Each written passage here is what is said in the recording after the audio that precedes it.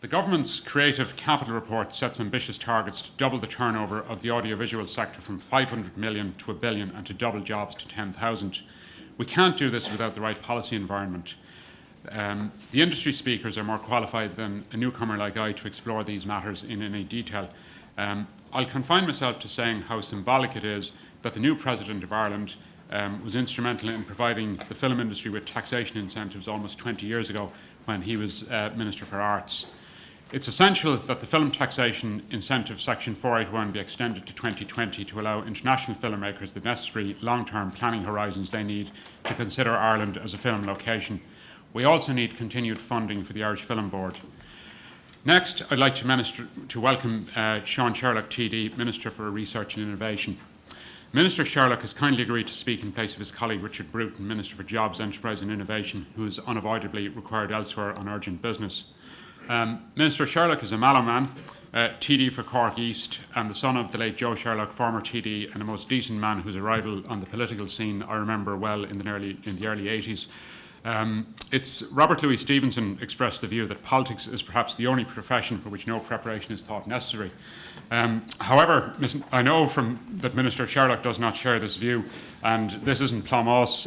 We worked with him in the Brussels office of IBEC when he was an official, or rather an assistant in the European Parliament, and some of my colleagues know just exactly what a knowledgeable guy he is.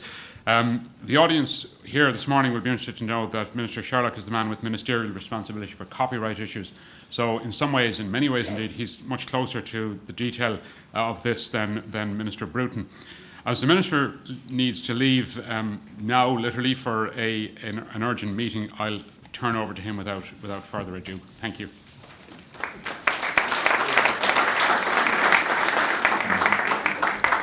Thank you, Turlock. Good morning, ladies and gentlemen. Just to, firstly, to apologise on behalf of Richard. He's unable to be here today. There's a Cabinet Subcommittee meeting this morning on job creation, so there was a balance of priorities, if you will, and I know you'll understand that. I want to thank you sincerely. It's good for me to be in a room full of really creative types and so early in the morning as well. So I know that this is going to be a very productive day for you, and I want to thank Enterprise Ireland and IBEC for putting this together. The government recognises the evolving digital media markets, from apps to animation and gaming. Real potential exists for the internet, media and edutainment, which is a word that only came into my lexicon very recently, sector to scale significantly. The sector now consists of approximately 350 EI client companies and is growing, including approximately 50 companies considered to have high growth potential. The marketplace today is global. The media and entertainment exercise is becoming increasingly interactive across multiple platforms. Technologies are converging and the consumers of content are increasingly demanding. This is the challenge facing producers of content. Irish media and entertainment companies are becoming more export-focused, providing digital content that is viewed by millions in over 130 territories worldwide. Key animation, production and games companies are creating award-winning content, developing new technologies and investing in strategic leadership. Digital media companies need to be able to interact with telecoms and with online technologies. Media technology moves fast, the industry is shifting very quickly, and there are now many ways to deliver media to consumers. This offers great opportunities to those media companies who are agile and flexible enough to respond to changing consumer behaviours. The capability of mobile handsets have seen step changes and not the usual evolutionary changes. Cloud computing helps drive availability of content with managed costs, managed availability, always-on quality of service, making it easier to get more content out more quickly to more consumers. Mobile computing adds another dimension, the ready availability of tablet computers, including devices like the iPad, and the lowering of the price of laptops. So Ireland has consistently punched above its weight in the internet and digital space, with over 500 companies employing 8,000 people with combined sales of 1.3 billion, the majority of which is exported.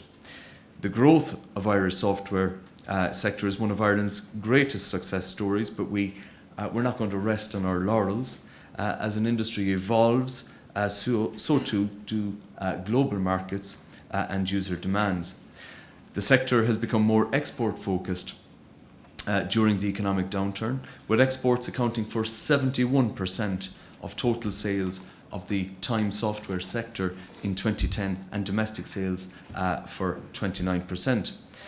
So the government's priority focus is on implementing an agenda for the further development of the indigenous industry.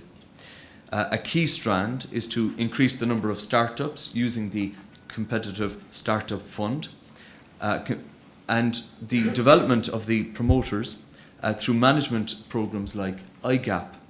Enterprise Ireland will continue its ongoing support for companies to attend key in-market events such as Web 2.0 Summit and Future of Web Apps. And we're going to continue to keep an eye on this sector. I think there could be potential, perhaps, and we need to discuss this with EI, maybe perhaps for a greater degree of funding under the Competitive Start Fund. And I think that's something that we'll be talking to EI further about, because I think it's a sector that we need to keep a close eye on. Another area, and this is probably the real message that you want to hear from me today, another area that I would like to touch on and which will be of interest to your members, and that is the area of copyright. In particular, I'm given to understand that the organisers have asked me to refer to the follow-up to the High Court decision in the case of EMI Records and others versus UPC Communications Ireland Limited. We have carried out the consultation process, and the draft statutory instrument to amend the Copyright and Related Acts 2000 was published to take account of Justice Charlton's judgment in the matter. I might add that, arising from the public consultation process, more than 50 submissions were received from interested parties. Several of these submissions contained legal argument in regard to the issue as a whole, as well as detailed comments in respect of the draft statutory instrument. These comments were forwarded by my department to the Office of the AG for further consideration. I consider that there is more work to be done between my department and the Department of Communications, Energy and Natural Resources, and I respectfully say that I reserve the right at this time to take more time on the issue. It is an issue on which there is an interaction between the rights holders, the so-called mere conduits, the ISPs, and the end users, of whom there are literally millions. And we must ensure, to my mind, that we get the balance right and that the legislation is correct in this area. On the wider issue of copyright generally, you will probably be aware that earlier this year, Minister Bruton and I set up the Copyright Review Committee. As part of their work, the committee issued a public call for submissions on the current copyright legislative framework. The committee has received over 100 submissions in response to this call.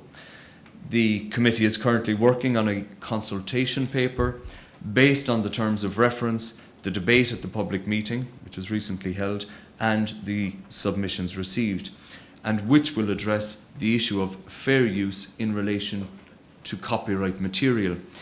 They intend to publish this consultation paper shortly and will then invite further submissions or further responses.